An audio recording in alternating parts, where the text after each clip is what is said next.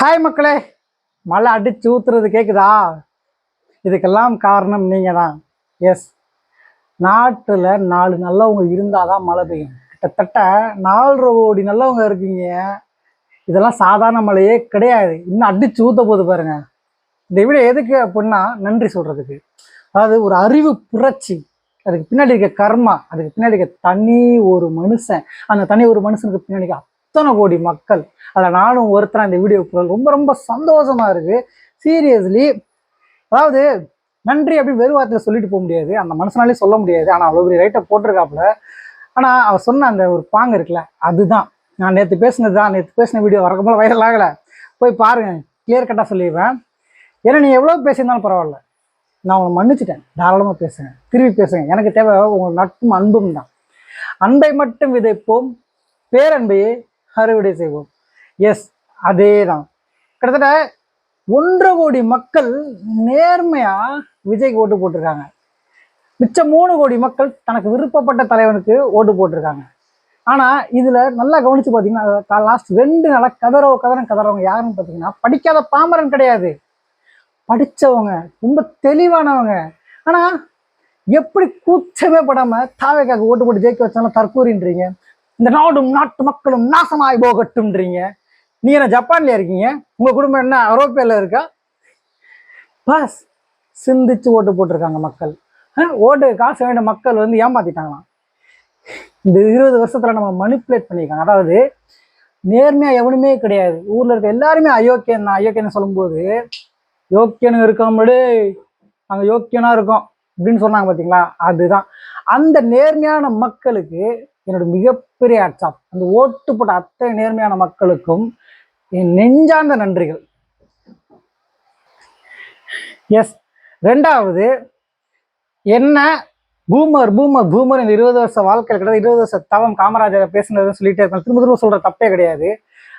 அவங்களுக்கு எல்லாமே பரவாயில்ல, சொல்றது உண்மையா இருக்குமோ, உண்மையிலேயே மக்கள் நேர்மையா ஓட்டு போட ஆரம்பிச்சிருப்பாங்களோ அப்படின்னு என்னை நம்பி தாவைக்காக ஓட்டு போட்ட அத்தனை பேருக்குமே ரொம்ப ரொம்ப தேங்க்ஸ்.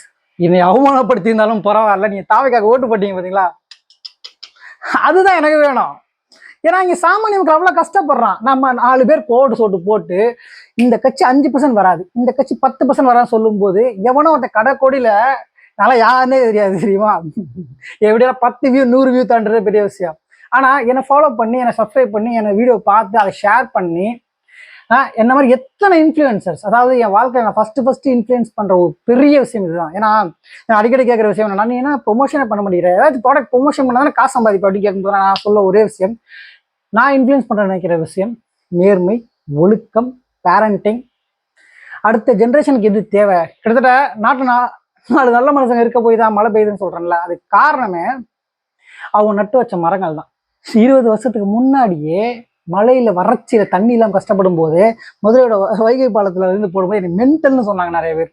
சீரியஸ்லிங்க, மென்டல்னு சொன்னாங்க. 20 வருஷம் இல்லை, எப்போ கேமரா வந்துச்சு, ஆமா இப்படி ஒரு 15 வருஷம் 14 வருஷம் அட்லீஸ்ட் 10 வருஷமாச்சும் இருக்கும்னு நினைக்கிறேன். காலேஜ் படிக்கும்போது முடிச்ச பிறகு நினைக்கிறேன். ஆமா, ஆனா நான் இப்பயும் சொல்றேன், ஆனா எவ்வளவு பேர் பாராட்டுறாங்க. சீரியஸ்லி, மரத்தை நடுங்க. அப்படி மரத்தை நடப்போற அத்தனை பேருக்கு மிகப்பெரிய ஹேட்ஸ் ஆஃப்.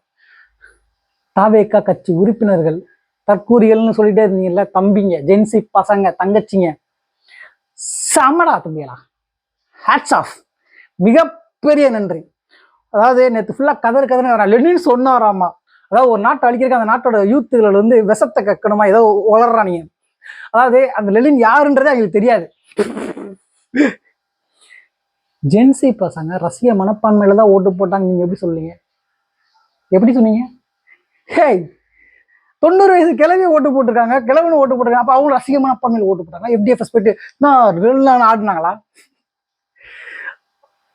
சீரியஸ்லி, பாட்டிங்க, தாத்தாங்க, பா, உண்மையிலேயே அந்த இதெல்லாம் யார் பண்ணிப்பாங்க தெரியுமா? அப்ப பணக்காரங்களை யாருமே ஓட்டு போட்டுக்க மாட்டாங்களா? போட்டிருக்காங்க. யார் போட்டாங்க தெரியுமா? அந்த சாமானியனா, அந்த பாமரனை தனக்கு ஈக்குவலா மதிக்கிற அந்த மனிதாபிமானம் கொண்ட அந்த மெச்சூர்டான மக்கள்.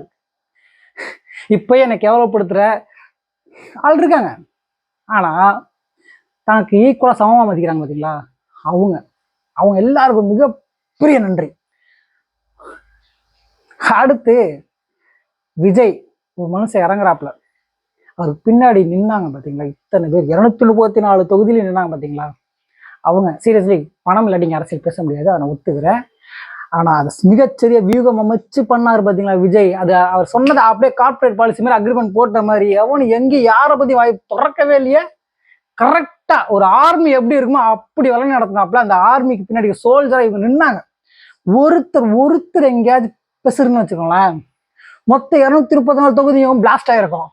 ஆனா ஒருத்த கூட அச்சு பிசுறாம 234 தொகுதியிலேயே தனக்கு வச்ச கண்ணி வெடியில அப்படி பூரா பிளாஸ்ட் பண்ணி வச்சவங்களுக்கே வெடிக்க விட்டாங்க பாத்தீங்களா. Hats off. எஸ், இதுக்கு பின்னாடி விஜய்க்கு என்ன தகுதி இருக்கு? வந்து 2 வருஷம் தான் ஆகுது. ஐயோ போச்சா பார்த்தா